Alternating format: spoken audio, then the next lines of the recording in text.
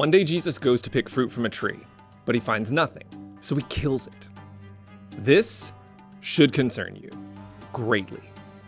Now, before we can understand why Jesus kills this tree, we first have to understand why he walks past this tree in the first place.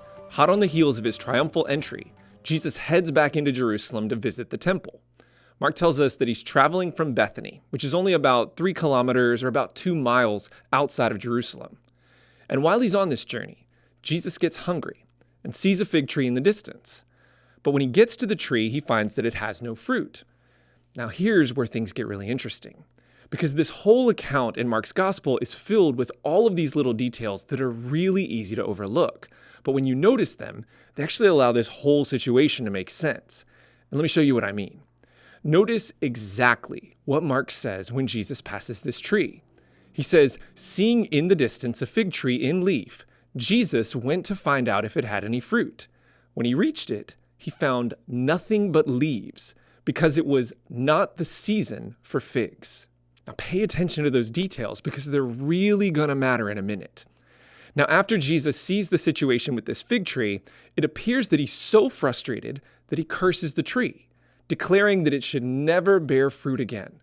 And again, Mark includes an important little detail here. He lets us know that the disciples heard Jesus say this, because again, this will matter. From here, Jesus leaves this fig tree and eventually makes his way to the temple.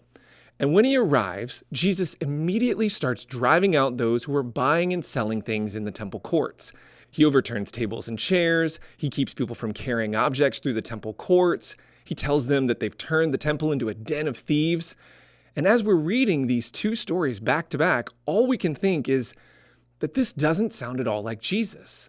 I mean, never before has Jesus been so angry. Never has he once done anything like this. Is he just really mad about the figs? Does he just really need a Snickers right now? What has gotten into him? Well, do you remember those little details that we've been noticing? Those moments where I've been saying, that's going to matter later. Well, here's where they matter. Because everything that's been happening so far has been connected. And in order to see those connections, you need to know something about temples and something about figs. Before that, though, if you love learning things that change the way you read the Bible and help you understand confusing passages like this one, then you're going to love my best-selling book called The Forgotten Teachings of Jesus. This is a book where I take you deep into the world of Jesus by exploring moments from the show The Chosen and helping you to see not only what those moments would have really looked like in real life, but details about Scripture and the first century world of Jesus that will change both the way that you watch the show and how you read the Bible. And so if you'd like to get a copy along with some very special bonuses, just go to www.brandonrobbinsministry.com/book. Or you can pick up the book at Amazon, ChristianBook.com, Barnes & Noble, or wherever books are sold. Okay, let's dive back into this video. So when we last left Jesus, he was flipping tables and freeing pigeons in the Jerusalem temple. And just to give you an idea of what this place looked like, this is a simplified version of the temple at the time of Jesus. And if you look closely, what you can see is that it's designed as a series of spaces that take you closer and closer to God. The most intimate and holy space was in this building. It was called the Holy of Holies. And this is where the presence of God rested. Now, outside of that, you have the priest's court, the court of Israel, and other various courts where Jewish people could go. And then outside of all of that, you had the court of the Gentiles. Now, here's the thing. If you weren't Jewish, this was the only place that you could go in the temple. And don't let the scale of this picture deceive you, because while this area may have been pretty huge, when religious holidays came around, it was packed. You see, during religious festivals, the court of the Gentiles was where all the vendors set up their tables, where they sold livestock and other things that could be used for sacrifices. It's where the money changers would have sat to exchange other currencies for the temple's special currency. And just to give you an idea of how packed it was, a historian named Josephus tells us that one Passover week, 255,000 lambs were bought, sold, and sacrificed in this area. 250,000. This is what Jesus and his disciples see when they enter the temple grounds. And this is where Jesus is when he turns over the tables. Now, the question that we've been wondering for a while is, Why? Why did he flip all of those tables? But that's actually the wrong question. Because the real question that we have to ask is, why did he turn them all over here? And it's actually the answer to that question that explains not only why Jesus killed a tree, but why we should be really concerned about that. You see, like we said, this space, the court of the Gentiles, this was the one place where Gentiles could go. This is as close as they could get to the presence of God. It is the only place where they can worship in the temple. And they can't do it because this place of worship has been turned into a market of chaos. And this makes Jesus furious. One of the hallmarks of Mark's gospel is that Jesus is consistently reaching out to Gentiles and opening the door for them to be a part of God's kingdom. Jesus didn't believe that God's kingdom was only open to the people of Israel. His kingdom is much bigger than that. So when he sees what's going on in the temple, how overtly and obnoxiously Gentiles are being excluded, Jesus flips out. Literally. He starts destroying things that are keeping Gentiles from worshiping, and then something really interesting happens. Then Jesus returns to the fig tree. Now, remember what happened the first time that Jesus passed the tree? Remember those little details that we pointed out? How the tree had no fruit, how it only had leaves because it was not the season for figs? Now to us, those are just details, words in the text. But to the people listening at the time of Jesus, to people who lived around fig trees, grew fig trees, relied upon fig trees, they see what's happening. You see, Middle Eastern fig trees bore two kinds of fruit. Nodules that came in the spring and were abundant and good to eat.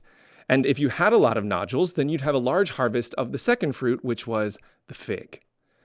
But remember what Mark told us? He said it wasn't the season for figs, and the branches had nothing but leaves.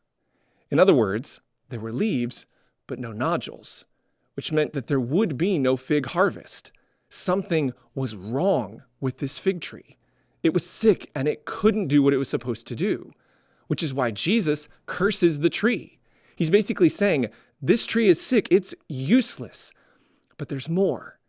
When Jesus and the disciples leave the temple, they notice that the tree is now dead. And if you were one of Jesus's disciples, all of a sudden, all of these pieces would rapidly start coming together in your mind. You'd remember that the fig tree bore no fruit.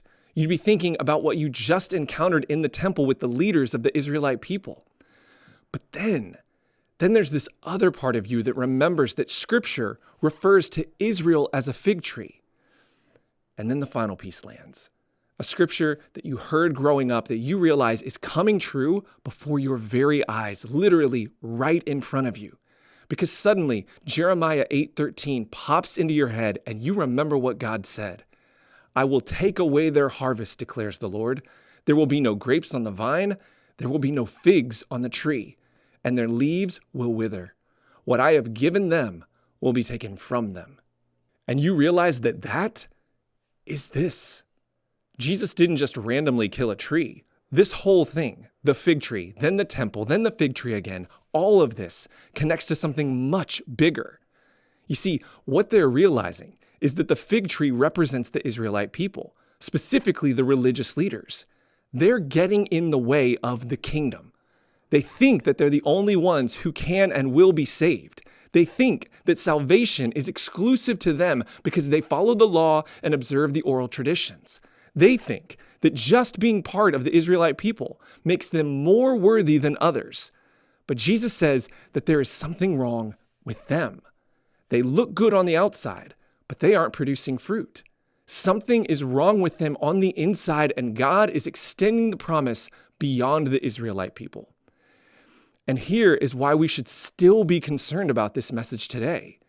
The reason that Jesus is so frustrated with the people that he sees in the temple is because they were God's hope for the world.